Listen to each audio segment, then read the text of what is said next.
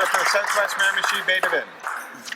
Mr. Speaker, there are a great many natural gas users with questions about the Gallant government's recent deal with Enbridge. I would like to ask the Premier first about the involvement of Len Hoyt. On September 29th, members of the civil service were summoned to listen to the Premier speak about deliverology.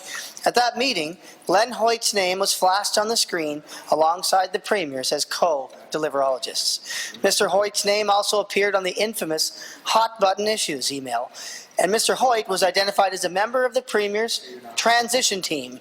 In a CBC story dated in November 2014, Len Hoyt is identified as the lead lawyer for Enbridge Gas. Would the Premier care to comment on the optics of these facts?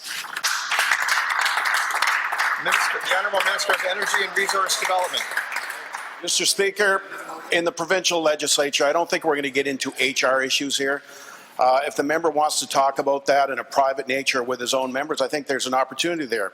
But Mr. Speaker, I think to point out our priorities are investment in education, healthcare, Mr. Speaker, and those are priorities and job creation at the same time. Mr. Speaker, we just settled an agreement. We just settled a lawsuit. $820 million, Mr. Speaker. There's not many New Brunswickers that know about this, Mr. Speaker. $820 million. Had we lost that lawsuit, Mr. Speaker, it would have to be booked right away. Right away, Mr. Speaker.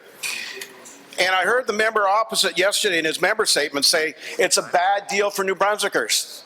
This was a bad deal for New Brunswickers. I beg to reason on this side, Mr. Speaker. $820 million lawsuit that is now gone, Mr. Speaker. I think it's a good deal for the taxpayers of this province, Mr. Speaker.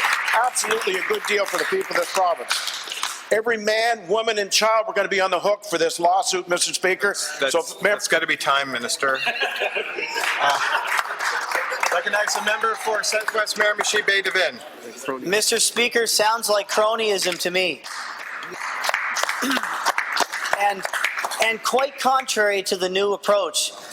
Patronage, Mr. Speaker, alive and well. This deal the Gallant government has made alongside Len Hoyt with Enbridge does not seem to have the best interests of the taxpayers of New Brunswick or the gas customers of Enbridge in mind. New Brunswick's public intervener Heather Black says there's nothing in this new deal that prevents gas rates from rising in the near future. The deal the Gallant government is trying to make actually removes guaranteed price protection for consumers. Why would the government take the protection for consumers off in this deal? Can the Premier or the Minister explain the benefits for gas customers for removing their guaranteed price protection? Minister of Energy and Resources. Mr. Speaker, I hear doom and gloom on that side of the House constantly. And, Mr. Speaker, he made mention of I've been listening to some of the interviews lately, and he mentioned Heather Black. Well, Mr. Speaker, it's kind of interesting on the news release, because I was wondering who Heather Black was. I wanted to get a bit of an understanding of it. 7 days before the writ was dropped, Heather Black was appointed to this position as or public intervener for the province of New Brunswick. It's a newly created office of the Public Energy Advocates. Mandate is to represent the public interest in energy matters, not the interests of any particular customer class, interest group, or provincial government department. That's kind of interesting, because I heard cronyism over there, over here, Mr. Speaker. But I got to tell you something, Mr. Speaker. Come to find out, Heather Black is the sister-in-law of the MLA for Fredericton York. So, Mr. Speaker, when they want to talk about cronies, I don't understand what their methodology is and what their thought process is. Member for Southwest Miramichi Bay Devin. Right. Mr. Speaker, New Brunswick's public intervener says starting in 2020, the main message is there's no longer going to be rate setting for those customers based on the idea of saving them money compared to electricity. The Premier naturally avoided the question when he was asked by the media what will happen when the rate caps are gone. Of course, there's no good answer. Rates can skyrocket. The public intervener highlighted a part of this deal involving the deferral account that appears to handcuff the Energy and Utilities Board when the company applies to hike gas rates. Looks like a bad deal. Was it Len Hoyt who negotiated this deal on behalf of the people of New Brunswick? Was it Len Hoyt?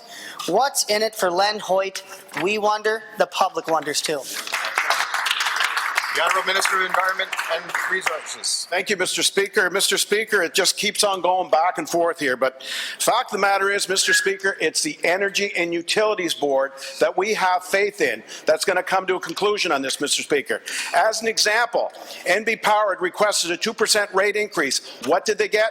1.7%, Mr. Speaker.